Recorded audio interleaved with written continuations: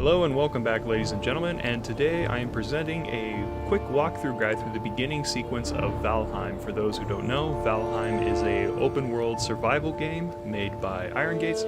It's a very interesting take on the survival genre and has a pretty straightforward progression system. The purpose of this guide is to give new players a better understanding of what they should or shouldn't be doing in the early stages of the game, but the beautiful thing about this game is that you can pretty much tackle it in just about any way you want, but this is going to be a mostly straightforward, beginning to end vanilla run.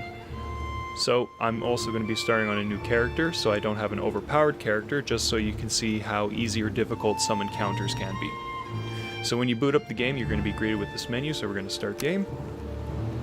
And I'll make a new character here, which you'll be prompted to do anyways. We'll just keep it pretty standard fare here.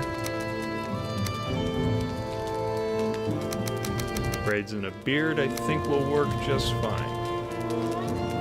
Let's go with a nice, handsome, dark, roguish brown. Make sure you give yourself a cool name. Rogdar, I think is a pretty not Viking name, but it sounds cool. Done, and we're ready.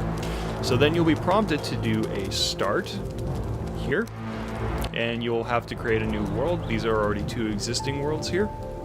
So you click new, and for the purpose of this one, we'll call it new world. And if you happen to have a seed given to you by another person, you can copy and paste it here. This one was just automatically generated for you when you first start up. So we're going to click done. Alright, so make sure this is highlighted and click start. It will take a minute or two depending on your setup to load in this world, because all worlds are randomly procedurally generated, which is another cool feature of this game.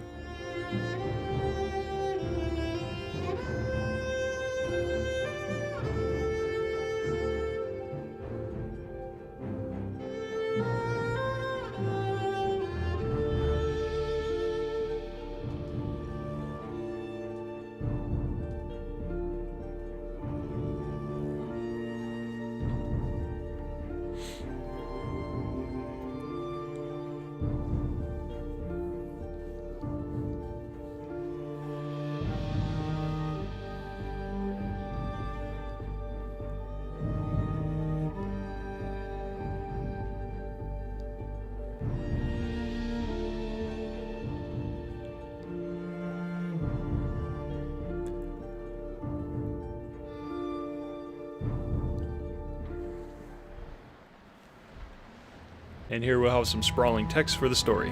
It says, Long ago, the All-Father Odin united the worlds. He threw down his foes and cast them into the 10th world, then split the boughs and held their prison to the World Tree and left it to drift unanchored, a place of exile.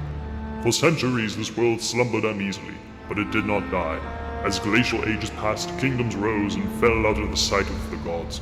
When Odin heard his enemies were growing once again in strength, he looked to Midgard and sent his Valkyries to scour the battlefields for the greatest of their warriors. Dead to the world, they would be born again in Valheim. see, that's the name of the game. It's the game that we're playing. So when it starts off, there's not much you can do here. You can move the mouse for your camera, and we're being flown into our destination here on Raven Airlines.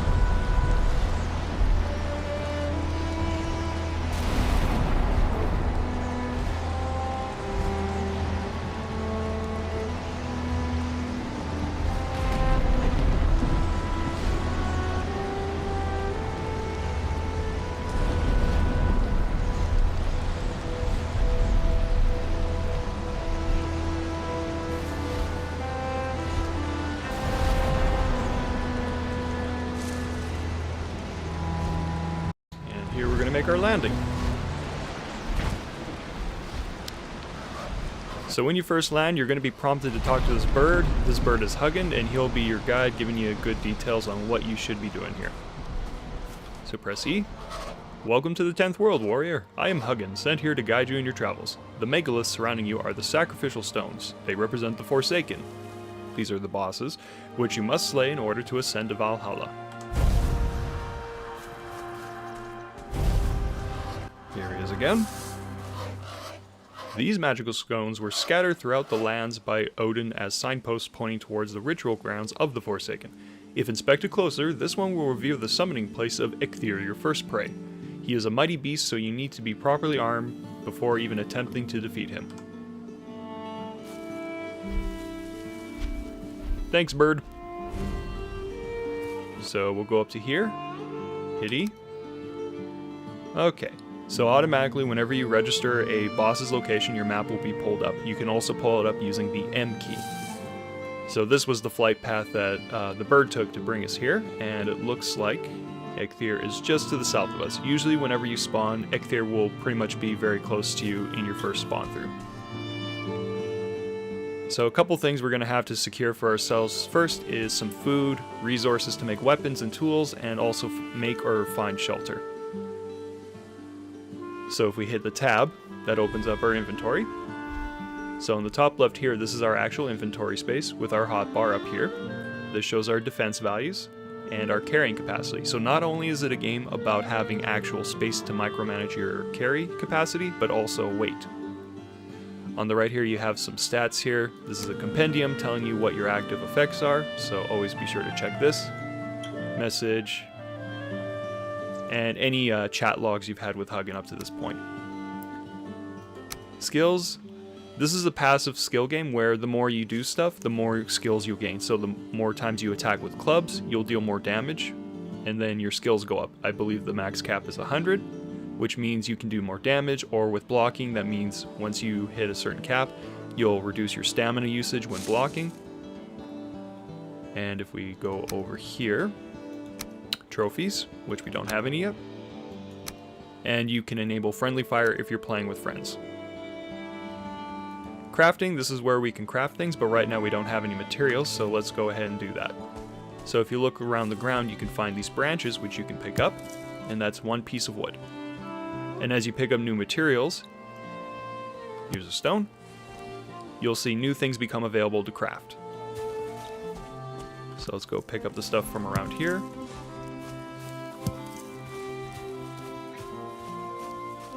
And it looks like Hugin wants to talk to us, so let's see what he's got to say. Take stock of your inventory. Most items must be crafted, however, due to your recent departure from Midgard, you will have to recall the true shape of objects. Just pick things up and I'll come back to you, I'm sure. My lesser brother, Moonin, tells me once one can fashion a stone axe out of wood and stone. Thank you, bird. And he's correct. So if we go back to tab, we'll see we have some... We see we can have some stone and wood, and it says here we can now craft a hammer. So by the base of the description here, it tells you what it's made to do, and in this case it's not a weapon, but it's actually used to make things. So now we made that, Hugin's going to talk to us again. So go to Hugin. This tool will help you raise mighty halls, start by building a workbench, and this turn will help you to make other things. Okay, so it's in our hotbar by default, so let's hit 2. Alright, so when you have your hammer out, the way you open up the menu, if you look in the bottom right, it'll tell you mouse 2, which is your right mouse button for the build menu. So we have 4 different tabs here. Miscellaneous items, we can make a fire, a stack of wood, and a stone pile. And if you look at the bottom of the screen, it will tell you how many pieces you need to make that object. So for a campfire, you need 2 wood and 5 stone. You go to crafting, we have a cooking station, that's 2 wood, and a workbench, that's 10 wood. Building, we don't have anything, and nothing for furniture. We can hit escape to get out of there, and we'll hit 2 to unequip it. But we also need food, so generally speaking, behind these stones you can sometimes find mushrooms. So a new item has appeared, and Hugin is back again. Probably going to tell us about the food we just picked up. You found a snack. Consume it to improve your health and stamina. Be aware that before long you will grow hungry again, so try to always have at least a couple of different meals ready. Thank you. So let's see here. I have 2 mushrooms. Let's see what happens. So to eat a mushroom from your inventory, you just right click it. So down here, we just stacked 1 mushroom, and our maximum health just went up. And as you can see, we've already started gaining some health. Now let's see what happens if I try and eat another mushroom. You can't eat more mushrooms. So you can't eat multiple items of the same thing. So you have to find something else to eat. You can have a maximum stack of 3 different food items in your stomach at once. So here we got some berries. Let's go ahead and eat one of those. And there we go. We stacked that on top of our mushrooms. So now we also gained stamina from that. If you look at the food items, you'll see a couple of different stats on them. There's a yellow fork icon and a white fork icon. White forks generally mean that the food is level in both health and stamina. Yellow forks mean that the food gives you more stamina. As you can see, it says 20 stamina versus 7 health, whereas this one is 15 stamina and 15 health.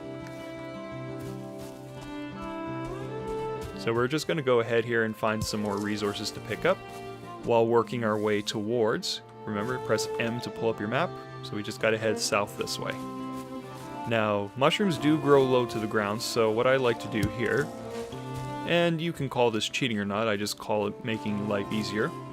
If you go to your hit escape, go to settings, graphics, you'll see one here called vegetation quality. That's the grass on the ground.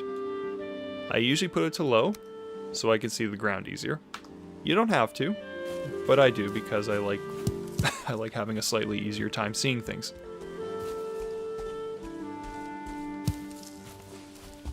So you'll probably notice there are these big rocks here. There's nothing we can really do about them right now, but that will come later. For now, the only rocks you can pick up are the small round ones on the ground. Like these right here. You can punch these small trees. There you go.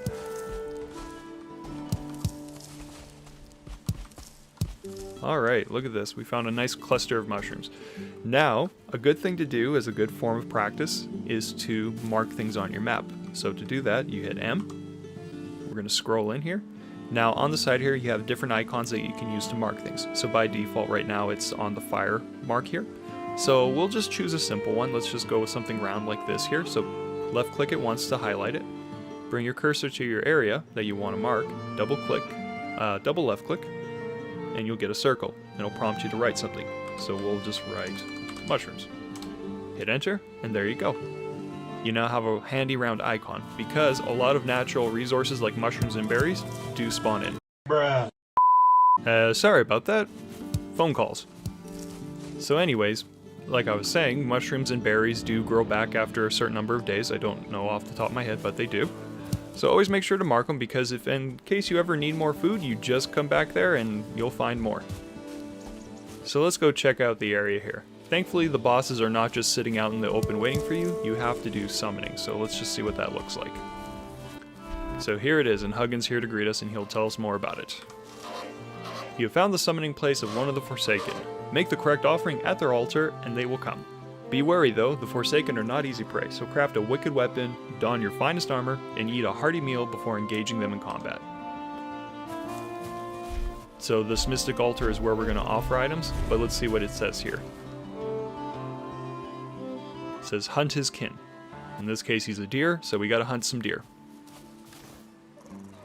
Let's see what else we can craft. So now we can make an axe here, and under here you'll see all of the stats, how much it uses per swing, the type of damage, because there's slash, and then there's blunt damage, and there's also pierce. So let's go ahead and craft a little bit of everything here.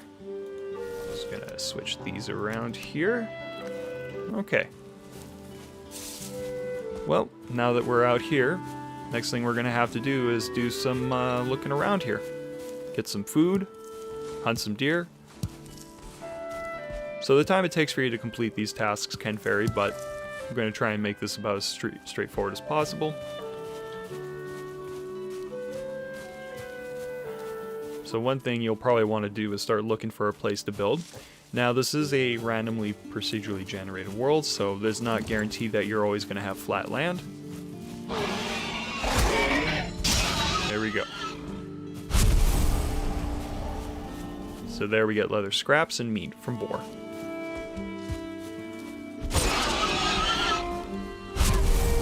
Now these little guys are probably going to be the most annoying things you'll have to deal with out here in the meadows. Little graylings, but they're not that bad. So, a little bit of combat here. If you hold your right mouse button with a weapon in your hand, you can block. There. So you can reduce incoming damage, but you won't block it entirely. So if you look in my health, you'll see I took some chip damage from him.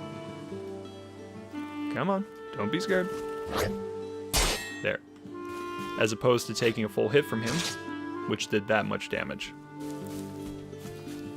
So we're just gonna take care of him here. And we start gaining skills in our axe usage. So when you have a weapon out, your walking speed movement is actually reduced by a bit. So if you want to holster your weapon, you just tap the R key. And you'll move much faster. And then when you're ready to use it out, tap R, and you'll pull it out. Around the world, you'll find a lot of abandoned buildings, like this one here. And this one houses something very special. If you see there, that is a beehive. Ooh, and we want that. If you get close, you're going to get the poison effect. So let's see if I go to crafting. Okay, so we can place a workbench right here. And Huggin wants to talk. A workbench allows you to craft complex items as well as giving you access to building pieces. Okay. So what happens here if we try and use it, it says crafting station needs a roof. So the only reason this would work outside is if you want to just build stuff, like these building pieces here. But for now, we just want to use our hammer. So your hammer not only builds things, but it can actually also deconstruct. So if you look in the bottom right, it will say mouse 3 to remove. That means destroy. And thankfully this is a game where you actually get all the pieces back from any items you destroy. So we're going to break this upper area. Dislodge the bee's nest. And there we go. See on the ground there is a queen bee. If we go up, pick it up. And look at that. So for now, I'm actually going to break this down so that we can get all the wood from this. And we can use this extra wood to build our own house.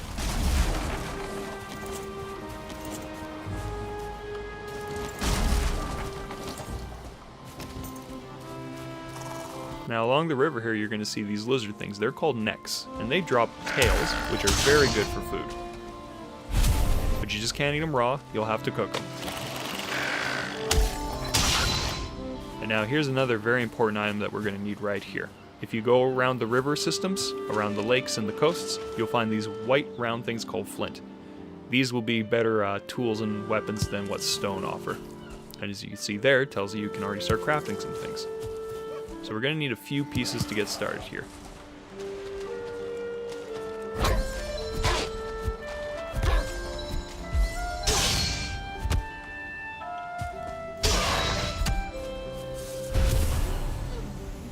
See some deer. Now this is a good chance to practice our sneaking. So if you hit control, you'll go into a crouch stance.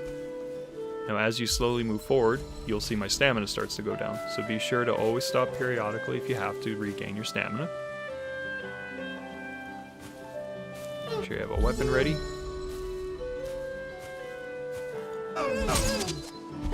There.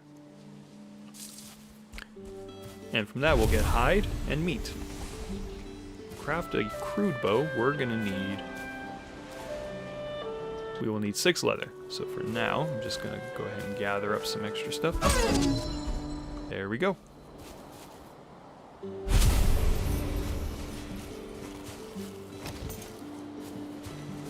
So nighttime in Valheim can be dangerous. It depends on where you are. So usually what happens is when it gets dark, there's going to be a cold effect, which means your stamina does not regenerate as fast. Another status that can also hamper your ability to regenerate stamina is being wet. So if we go in the water here, you see in the top right we're now wet for a 2-minute duration once we get out. So always try to avoid being wet before going into combat. So over here I found an abandoned house. These houses are easier startup options. So what we'll do here is we'll go inside. Although I don't like that there's a rock in here. Is that going to make it hard? Shouldn't. Okay, so we're going to put a crafting station in here. Can we use it? There we go. You always got to make sure that your workbench has a roof over it, although it's only partially covered. So now that you actually can use your workbench, you now have options to craft better new things. And to repair your weapon, if you look here, the weapon here is about at half durability. You don't need to gather any more new resources, even though it took some stone and wood to make this. All you need to do is just go to the appropriate workbench and click this little hammer. That was our rake tunic. And that was the stone axe. That was the hammer. And club. So let's see here. Can we make a fire? Yes, we can. So a couple things to note. You cannot build on wood floors. It has to be on bare ground. Okay. Fair enough. So let's destroy one of these floors here. Let's put a fire down. There we go.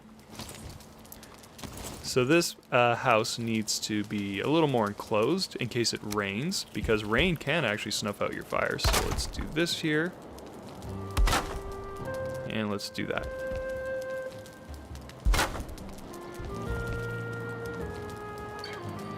Now everything else is slightly damaged, so we can just take our... Let's get a berry. Just take our hammer and do repairs by just left mouse clicking.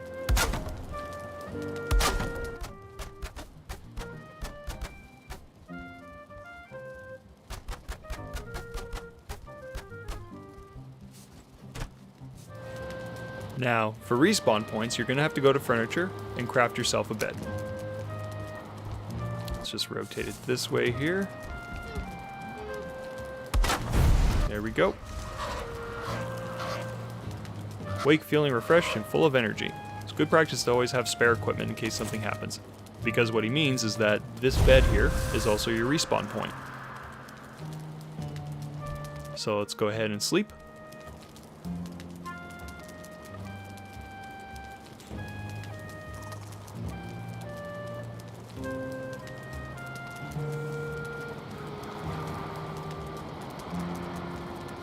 Now, another very important buff to have to consider is what's called rested. So if you're in shelter and you have a fire, if you look in the top right, you'll see what's called resting. And a comfort 4. That's the level of comfort. And every comfort level adds an extra minute to your rested bonus. The rested bonus is a very powerful stat to have. And I think if we go to our tab here and look under active effects here, resting.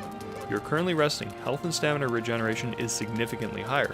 You regen your health by twice as much, and your stamina regens 3 times as much. E-tier regen is 300%, which we won't talk about because that's now considered near endgame. And rested gives you 50% regen, and your stamina regen is 100%. So when you're resting, that means you're actively sitting down. You'll regain your stats a lot quicker.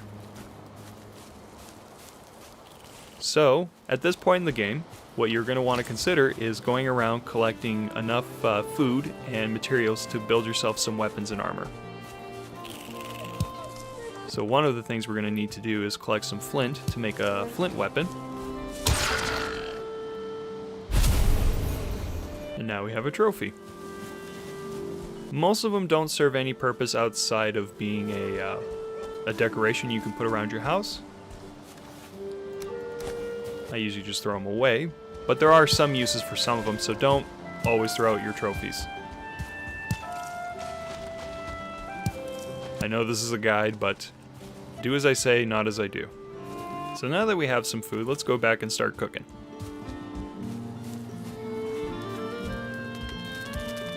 So you gotta be very careful when you're walking around your fire because you can burn yourself. Okay. As nice as this house is, it does need a little more room, so you may have to invest in some time and energy to chop down more trees and wood in order to make your house bigger.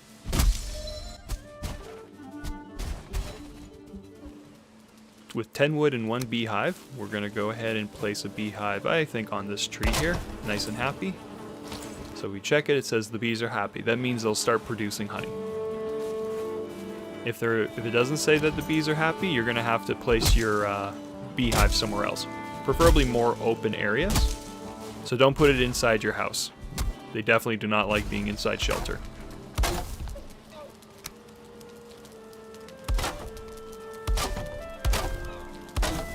Now we're gonna make some food here, so to do that, let's get out our hammer, go to crafting, and go to cooking station. It takes 2 pieces of wood to make one of these guys, so we're gonna use middle mouse to scroll them, and we're gonna do this. We're gonna put a couple over here, or maybe 3, since each one can only hold 2. And we're gonna look at them, and then tap E to cook an item. It's pretty random whichever one it takes out of your pocket, so. And it's mostly used to cook raw meats, and that includes neck tails and deer meats. So we got 1 trophy here so far, which is good. While those are cooking, let's go use our workbench, and we're going to make a couple of different things. One, we're going to use a flint axe. If you look, the slash on the stone is 15, but the flint has 20, which is good, so we're going to craft one of those. And we're also going to cook a flint spear. Okay, that hissing sound means that the meat's finished cooking, so go ahead and look at it and tap E to pick it off. Make sure you're looking at the cooking station itself. Alright, let's go cook some more. So if we look at cooked necktail, it gives us 25 health and 8 stamina, so this is good for buffing your health. That's 30. And I believe deer meat is probably the one that gives you the most. If you're looking for food that can boost your stamina, that will have to be the beehive, which I think gives you 30 or 35 stamina, which is a really significant boost at this stage in the game. If you're building a fire inside the house, also consider making openings either above or to the sides to let the smoke out, because otherwise, if it's an enclosed space, you will suffer from smoke inhalation damage, and you can die from it. So according to the craft here, we can also make rag tunics, which is from leather scraps. I usually skip this because once you get deer hide, you can actually start making, let's see here. So it looks like we can't make it yet because we have to upgrade the station. So if you look at the number here, it says we're at level 1. So we can only make 1-star level things, or we can only repair 1-star things with this. So we want to upgrade. And if we upgrade, that means we can upgrade our items and weapons to star 2. So how do you upgrade stuff? So if you take your hammer, go to crafting, you'll see next to the workbench, you'll see what's called a chopping block and a tanning rack.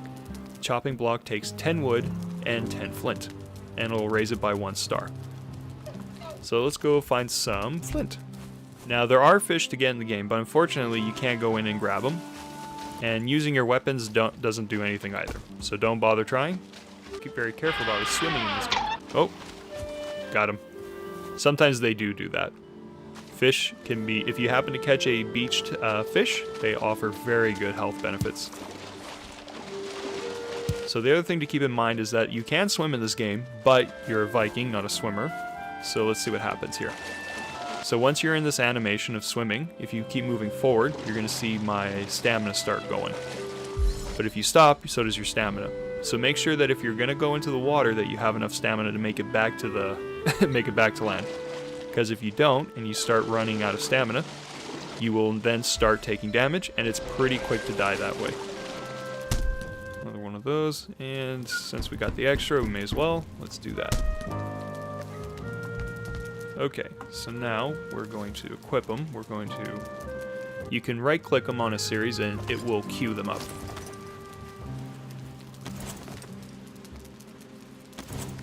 Alright, we'll just put that tunic away since we don't need it.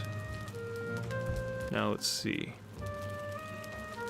So to make fire arrows, we have to have a level 2 bench here and 8 wood.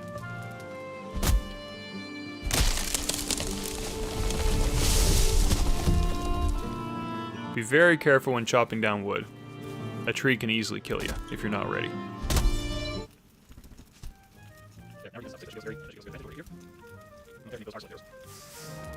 So before you craft a wood shield, you can also choose a style. You can do that and craft. And if you decide you don't want that, you can go back. Just click on the craft button to stop it. I like white and blue. Let's go with that. Alright, we're going to put that there. We're going to switch out our axe. We're going to have our bow at the ready here.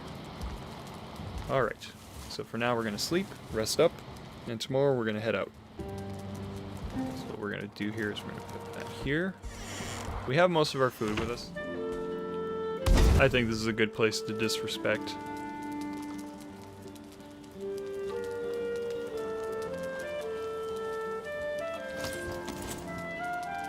Make sure we have our fire arrows equipped.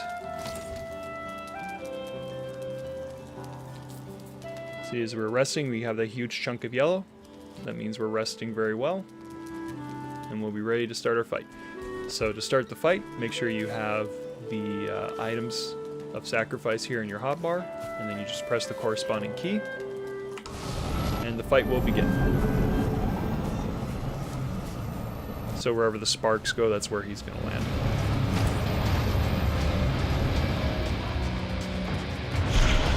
Alright. Eikthyr. So watch out for his thunder attacks. They have a pretty generous hitbox in front of him. He'll do a rear back and an AoE effect, so make sure you watch out for that.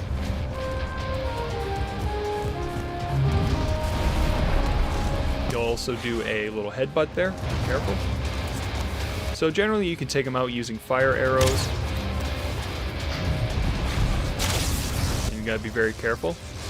If you're not wearing any armor or anything weaker, he'll do a pretty good, decent chunk of damage to you. And also be mindful of mobs that come in during the fight.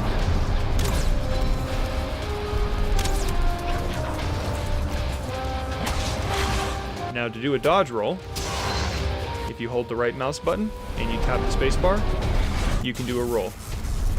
And it has invincibility frames. Oh, when he backs up.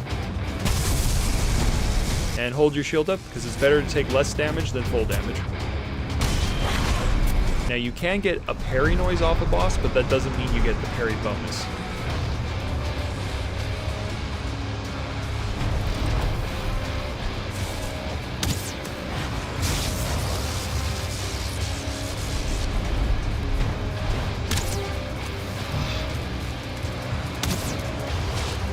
And you can actually dodge even while you're with the bow and arrow. Just same thing, you hold the right mouse button, and then you hit the space bar.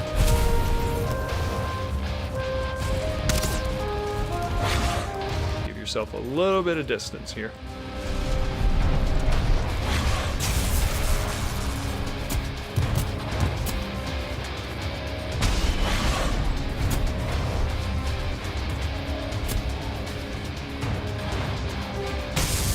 So there you go, only took 2 damage, even with a rounded shield and not a tower shield. And the amount of block you can do is based off the amount of food, health food you have. So the more health food you eat, the better blocking you have.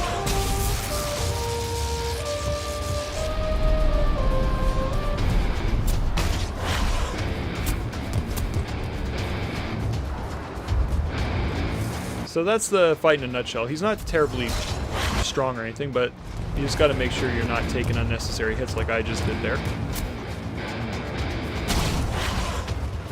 And be very careful you're not on a ledge, because you can take terrible fall damage. Switch back to the bow here.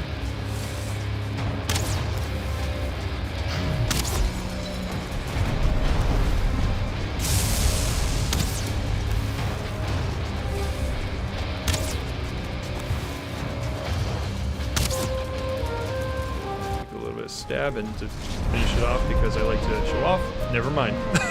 The fire did it.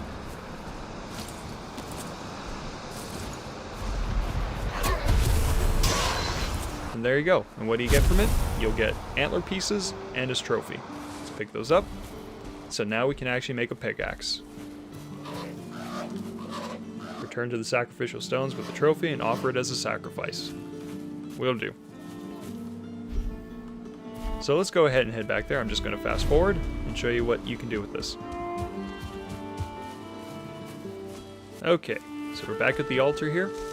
Let's go to the one with Eikthyr's thing on it here and look at the hook and attach item.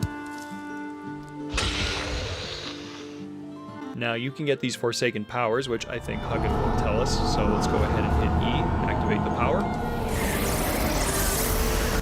So in the bottom right corner, sorry, bottom left corner, you'll see Ichthyr ready. That's the power we have available. Let's hug and say. You've been granted the power of Ichthyr. Use it in times of need. Your next target dwells in the Black Forest. Go there, explore the lands, and uncover their lost treasures and resources. The Elder awaits. So that will be the next guy here, the Slenderman thing. You can read this for a bit of his flavor text. You can actually read any of them at any time. The Oogie Boogie Man. So that's it. That was part 1, the beginning and the first boss chapter. And now for the next chapter, we'll be looking at the Black Forest. So that's been the first chapter of the Valheim experience. This is for new players, and I hope it helped you to understand the game a little bit better and what to expect and what the grind is like. Be sure to leave any comments or critiques if you like. I'm always looking to improve my videos. And if you have any additional questions, be sure to leave them in the comment below. If you like it, feel free to like it and subscribe if you want to the channel for more videos. And until next time, have a good one.